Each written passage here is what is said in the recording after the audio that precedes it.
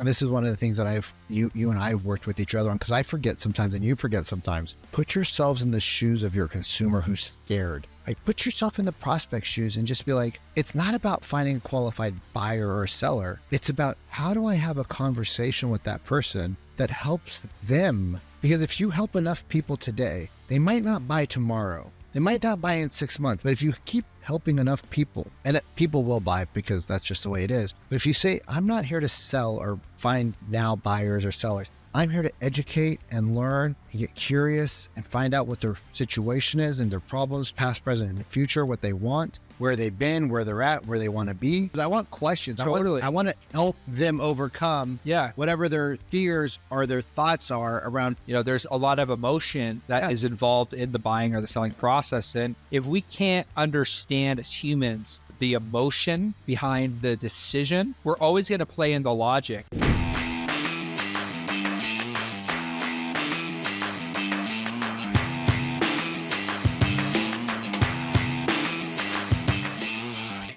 You're listening to the #1 real estate podcast in the world. We talk with real estate professionals all across North America about their wins, losses, lessons, and stories help you win in your local market today. My name is Cody from Sheridan Street. I'm joined with Vikram Deol of the Real Estate Sales Academy.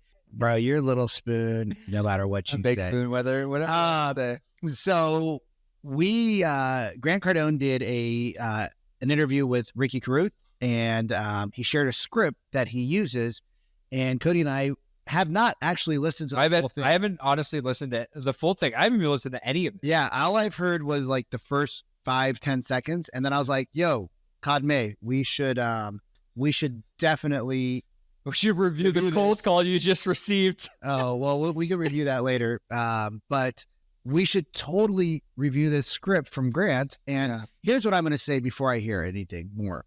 Any script is better than no script. Yeah, I will agree with that, sort of, kind of, unless the script really sucks.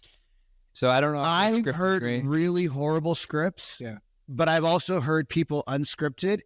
And so if you... Sit down, don't script. We got to figure out how to shut that off.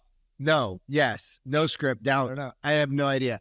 By the way, Cody and I, it's Friday night, and we are in Punta Cana. So, cheers. You see the beer and the wine that I'm drinking. We're getting lit over here, having some wine and chocolate. The girlfriends are downstairs at the pool. Cody's got a stupid late meeting from the West Coast, so we're just having a little fun while the girls are away. But a script is better than no script. Learning to deliver the script, right, the right tonality, the right verbal pauses, the right verbal cues is going to take a really crappy script and make it a better script. But learning how to ask questions that allow people to open up will make you the best of the best.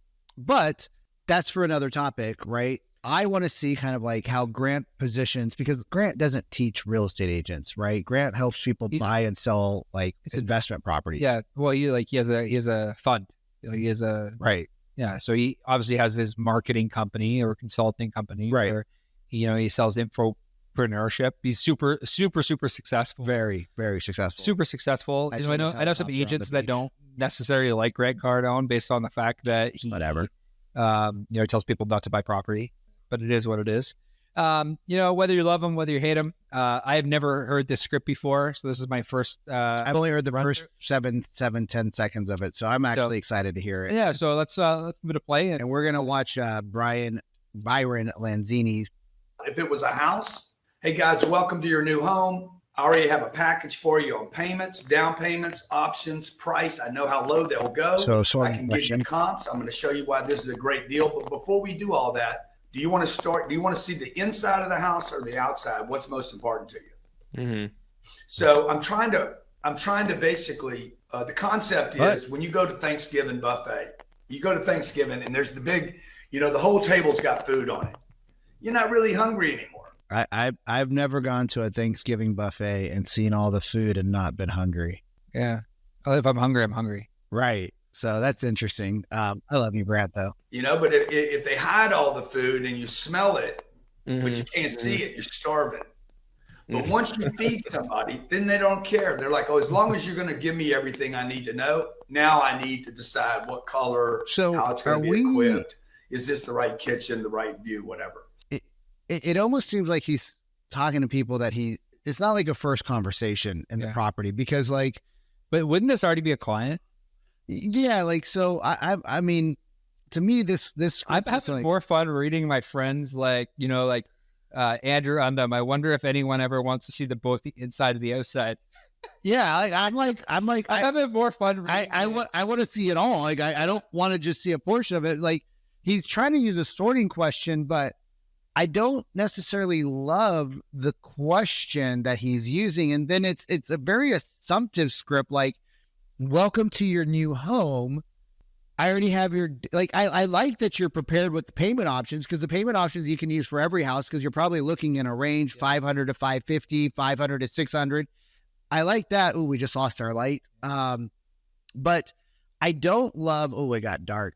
But I don't love that he assumed, hey, welcome to your new home, unless that was a property that they had seen prior to before, and they're going for a second showing, or they went to an open house and they said, we really love this house. Hey guys, welcome to your new house. Yeah, I would say it like that. But if it's the first time you're looking at a property, it's a very assumptive response. Yeah. So let's keep watching it and then we'll review it, because this is the first time I ever heard this. Yeah, me too.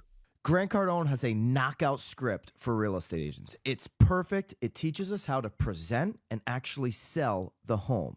Here's how you should deliver the script. Byron already sounds 10,000 times home. better. I already have a package for you, which includes price, down payment, His monthly tonality payment, is mortgage rates, good. options.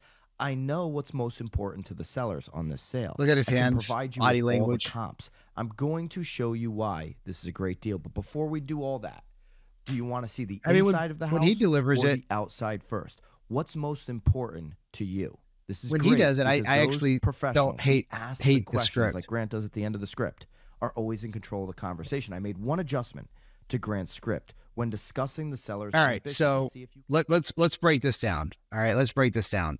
I don't understand the context of this script, to be honest with you.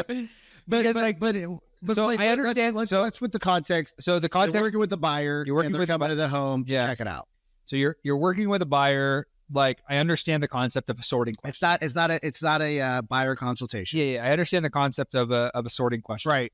You know, it's like inside or outside. Right. Like, at the end of the day, like, you know, it's like, okay, like, is the kitchen more important to you, or like having checking out the primary suite master bathroom? Totally. Like, you know, like, I understand the concept of the sorting question. Yep. What and I'd have to listen to the entire podcast with Ricky Caruth to figure out, like, you know, good job, Ricky, for getting Grant on. Like, that's super good. But awesome. I think that one of the biggest dangers that even when I look at some of these, I read through some of these like comments, realtor comments. I can't read that far, unfortunately. My glasses aren't thick enough. Just his classic Cardone style. I attended several of his sales conferences where, when he was a car guy, he has 101 closes he used for cars. Easy.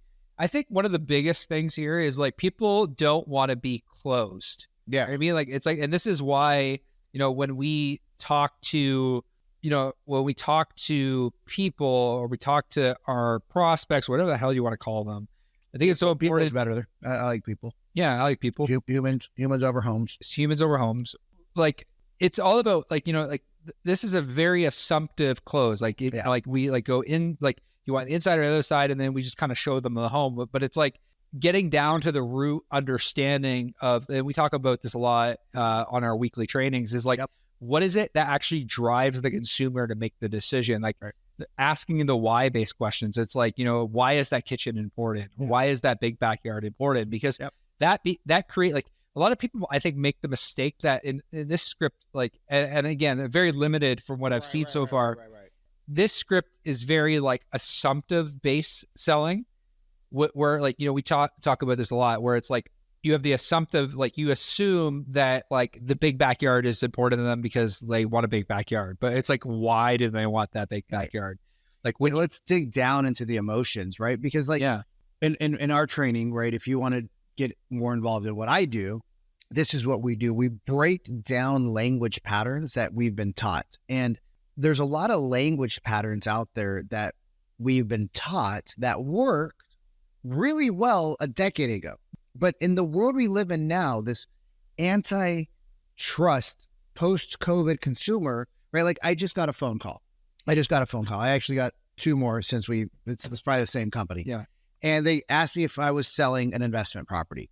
And I said, okay. Well, they even like what would have been even better with that specific call is like if they would have told you like the specific property, right? Like, well, no, they gave me the address. Yeah, I didn't have it on. Yeah, I didn't have it on speakerphone. Okay. So they gave me the address property. It's not the first guy that's called me.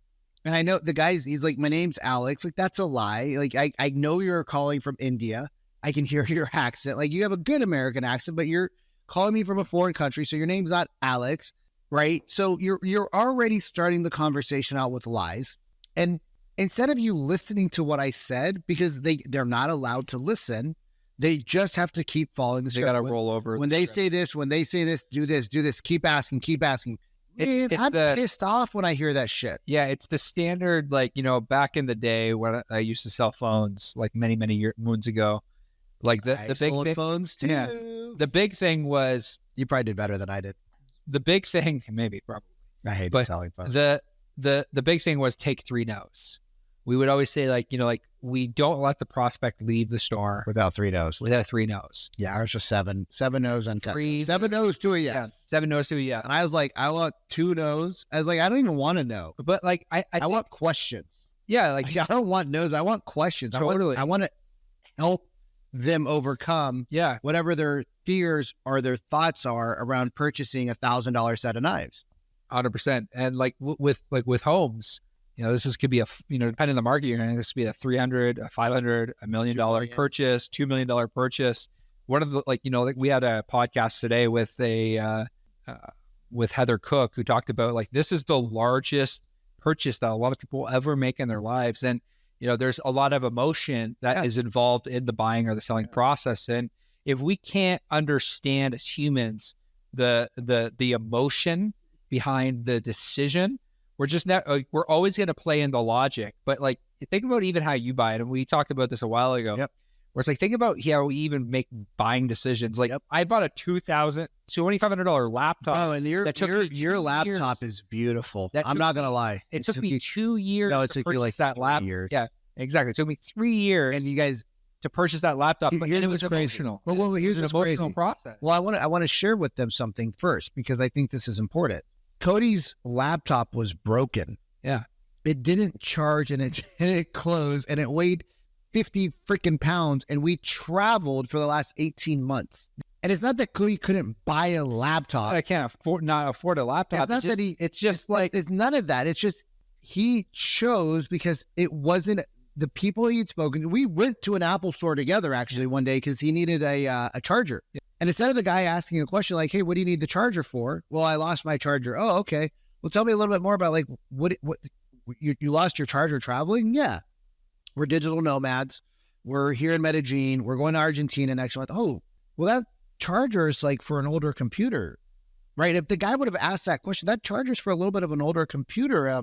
Is it one of the old heavy computers? And Cody would be like, well, yeah, it is heavy. Because when I picked it up, it was like a fucking tank. And I picked that fucking thing up. I'm like, what the fuck is this shit, bro? I thought my computer was heavy. His thing weighed like 15 pounds more than mine. Like, we traveled and we walked and we had our computers with us. We went to coffee shops. And then the guy could have asked Cody another question. Like, so does it work with that? If anyone would have asked me the question, does your laptop hold a charge? Yeah. Does your laptop work without it being plugged in? No. And the truth was, no, it doesn't. It doesn't work. I didn't know that until this year. Yeah. He hid that from me. Had I known that, I would have forced him to buy a laptop. Yeah. But we always had to go places that had a plug point super close by. And he also had a charging cord at some points in his, like an extension cord. Yeah. And it's like, I always made it work. And that's the thing. Like, that's the thing. People make life work 100%. When they aren't asked the right questions. Yep. 100%. And like, finally I got to the point where I made the decision, and like, I wrote a long post about this, because finally I got to the point where I made the decision.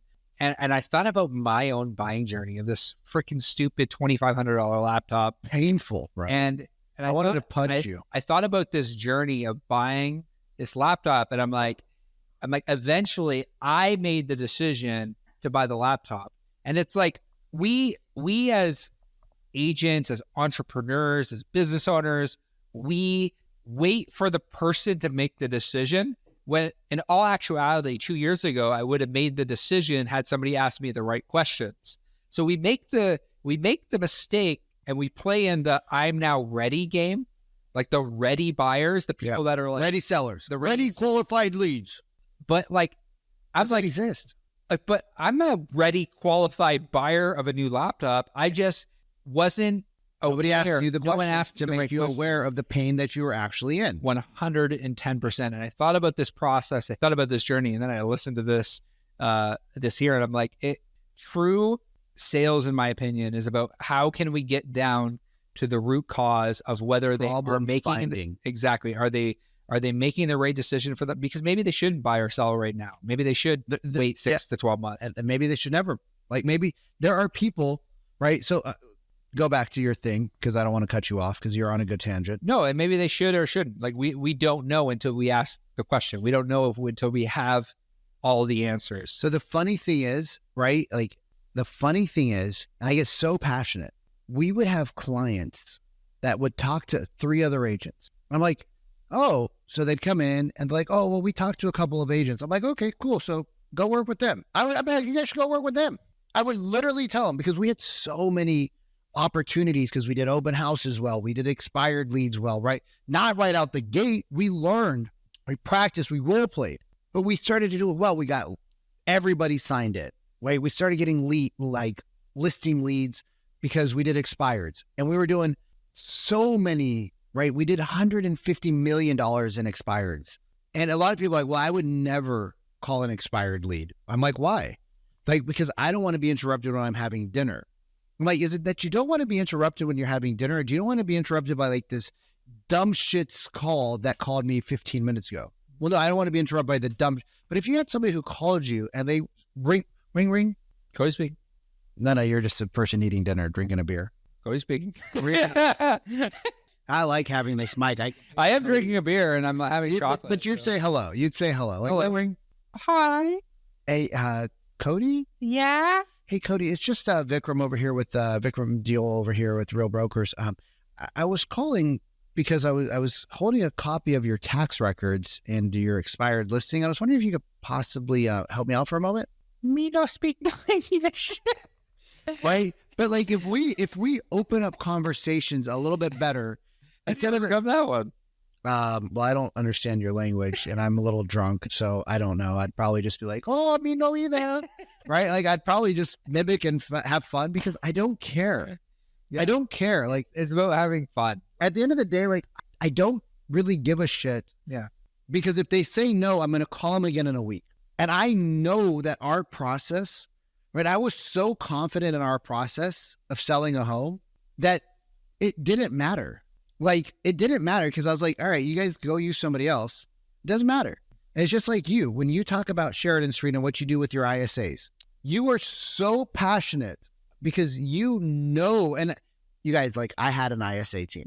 I built out an ISA team. Like, we had a badass ISA team. Like, we fucking crushed it. All right. We fucking crushed our ISAs. Why? Because we trained. We trained on tonality. We trained on being empathetic to the people.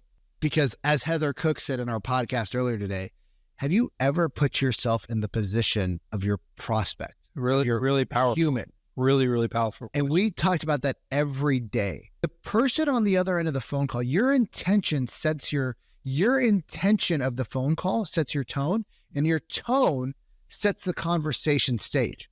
I think if we can wrap up with one final thing. I don't want to wrap up. Okay, well, I'm going to wrap up because I have a meeting coming up. So if we can wrap up with one final thing, I think that when we think about, because you brought up ISAs, and I think that Cody's got to. You guys don't go directly to Cody. Get my affiliate link, right? Because then I get paid money, and I want to drink more wine and beer. So the thing with ISA is that I think that. So I have a really good buddy, Matt McKenzie. You know Matt. He's been on our podcast. He's out of Utah. No, Colorado.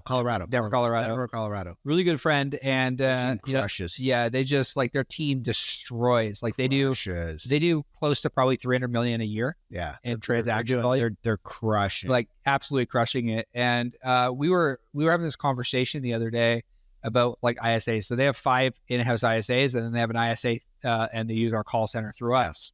So we were having this conversation about just how like how we have such a warped understanding of what an ISA's role is. What do you mean? Meaning that like the agent thinks that the ISA's job is to convert the lead to choosing them. That's not that's not the ISA's job. The ISA's job is to set up a meeting. Okay. I'm going to break this down real quick because I sold real estate. We sold $250 million real estate in like 5 years, 6 years. But that is honestly the belief that is out there. And let me break this down. All right. Let me break this down to you. It is the job of the real estate agent to be the real estate agent. Totally. It is the job of the doctor to be the doctor. It is the job of the surgeon to be the surgeon. It is not the job of the anesthesiologist that puts, right, I've had one surgery on my clavicle. It is, no, 2 surgeries. But it's not the job of my anesthesiologist to reattach my clavicle with sort of 17 pins. Yeah. It's the job of the surgeon to be the surgeon. You are the real estate agent. It is your job to know everything about the transaction. It is your job to protect on the inspection. It is your job to inspect the financing. It is your job to advise. What the hell was that? I don't know. It is your it is your job to own every aspect of the transaction. And it's also your job to convince the buyer. Let's not use the word convince. That I'll use the word convince. Okay, I might bounce on that one. It is your job to convince the buyer or seller that you are able to do what you say you do, and it's your job to actually get them to choose you. So, I'm not a person about convincing anybody. It's my job, right? It's my job to show you, right? It's my job to show you. Right. It is not my job to convince you. It's my job to show you.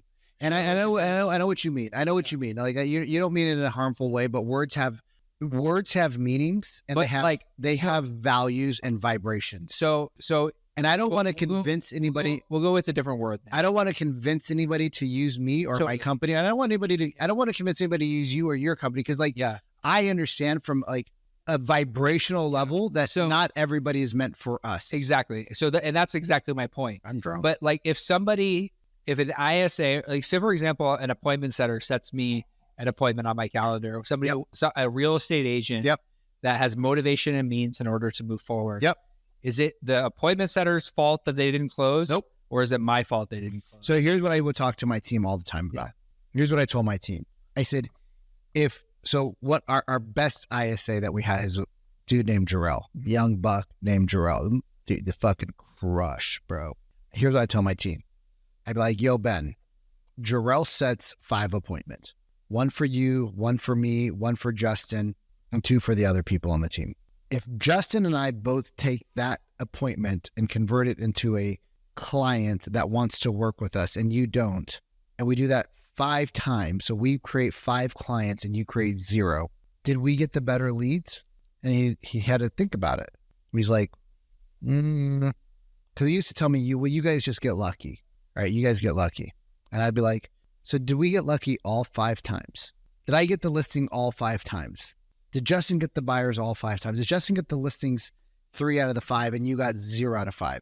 And he's like, well, right. And the minute somebody looks down and around, it's because they're like, they don't want to tell you the truth. Because they know it's the truth. And they know that like, if it's no different than like my sales team. It's the same thing. Like if, it's our business, like if we speak to somebody, we're more apt to get them to make the decision absolutely of whether they want to work with us. So what I told him was, and I didn't tell him, here's the thing. I don't tell people things because if you tell people things, they're going to fight back.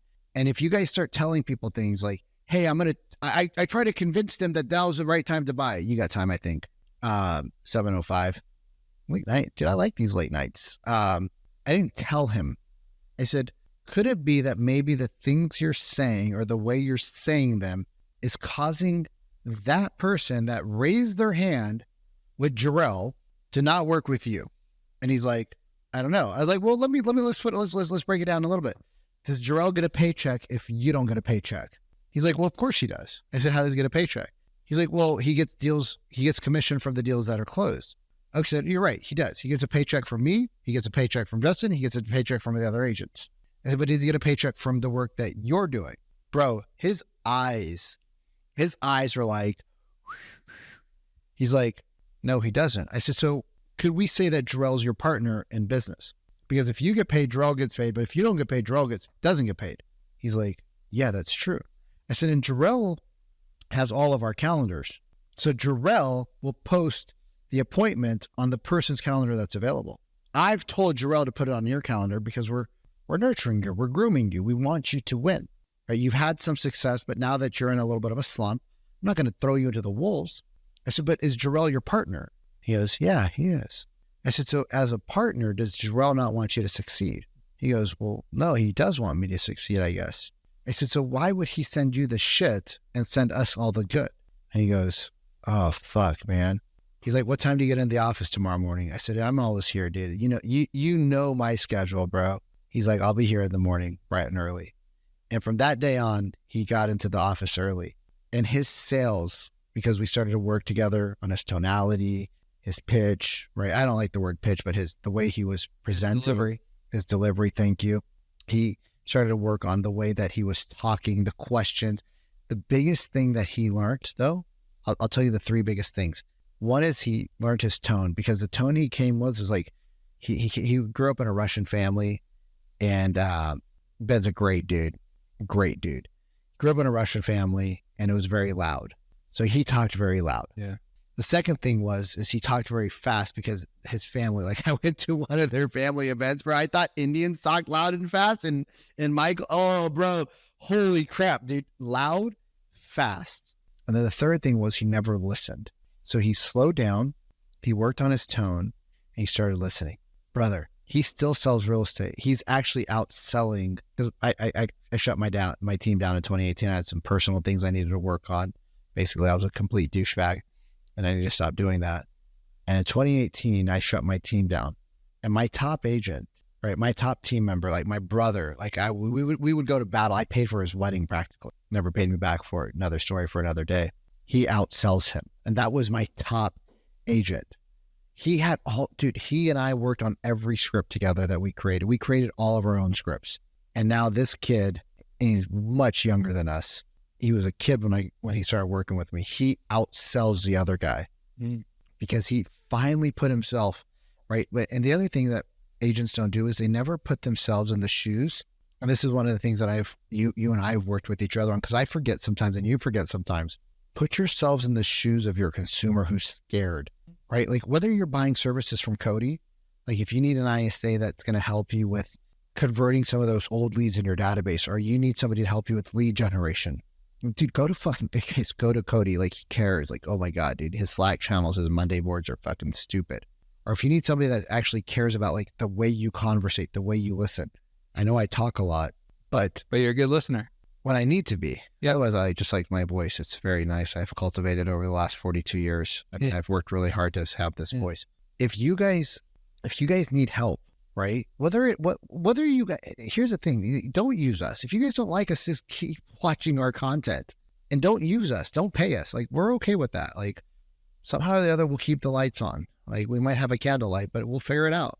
You need somebody who cares about you and understands you. Yeah. And Cody might not have ever been an agent, but I'll tell you, because he's hung out with me for the last 2 years, every day, because we live together, like nomads, we've been living together. Because let me be frank with you, I've been kind of scared some nights in the places we've been staying because we didn't know where we were going. Okay. I'm glad to have a friend. Put yourself in the shoes of your prospect with a 7% interest rate. Put yourself in the shoes of a prospect, all-time affordability at a low, inflation at an all-time high, eggs $5, $6, $7 a dozen. Like put yourself in the prospect shoes and just be like, oh shit. It's not about finding a qualified buyer or seller. It's about how do I have a conversation with that person that helps them? Because if you help enough people today, they might not buy tomorrow. They might not buy in 6 months, but if you keep helping enough people, people will buy because that's just the way it is.